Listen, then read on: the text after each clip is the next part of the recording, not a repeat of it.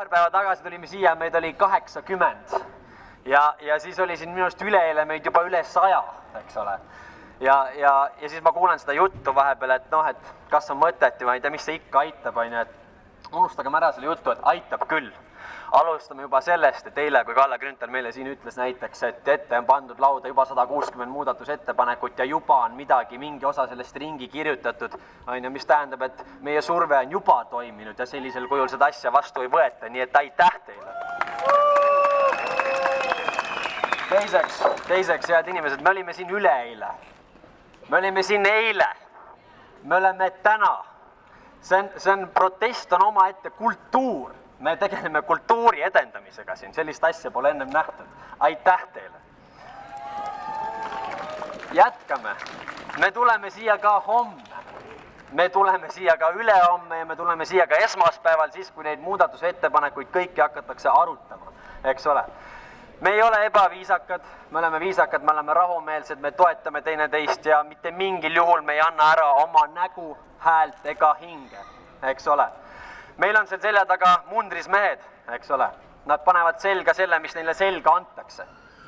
Nad ütlevad seda, mis neil öelda kästakse, eks ole. Nad panevad näkku endale selle, mis neil näkku panna kästakse. Meie tuleme siia, me paneme ennast riidesse, nagu me tahame ennast riidesse panna. Sest me oleme vabad. Me ei pane endale näkku maski, sest et me ei anna ära oma nägu, häält ega hinge, eks ole. Ja ma räägin teile veel ühe asja, et me siin kaitseme küll põhiseadust, eks ole, aga tegelikult kust tuleb põhiseadus? Meie kõigi sees on veel üks ülim mehhanism, mille nimi on moraalne kompass. On kuulekus ja on moraalne kompass. Me kõik käime tööl, me kõik järgime ühel või teisel moel võib-olla mingit käsku ja ka süsteem on vajalik, eks ole.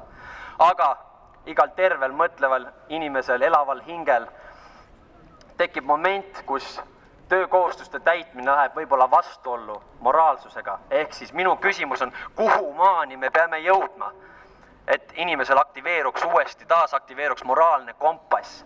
Praegu on selleks mask näos, vist ei ole piisav, mis järgmiseks? Viirus levib silmade kaudu, torkame silmad peast välja või? No, ei torka, eks ole.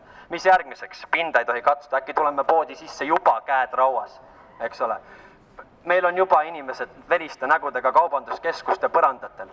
Mida on vaja selleks, et moraalne kompass üldse veel tööle hakkaks? Ma teie pärast, meie pärast siin ei muretse, meie lähtume moraalsusest. Meie moraalne kompass töötab, eks ole. Ja meenutagem nüüdki seda sama asja, et me oleme siin, me oleme istutanud seemne. See seemne kasvab jõudsalt päevast päeva ja me oleme ainult suurema seltskonna esindajad. Meid on siin 100, aga meie selja taga on tuhandeid teistes linnades ja see kasvab, eks ole.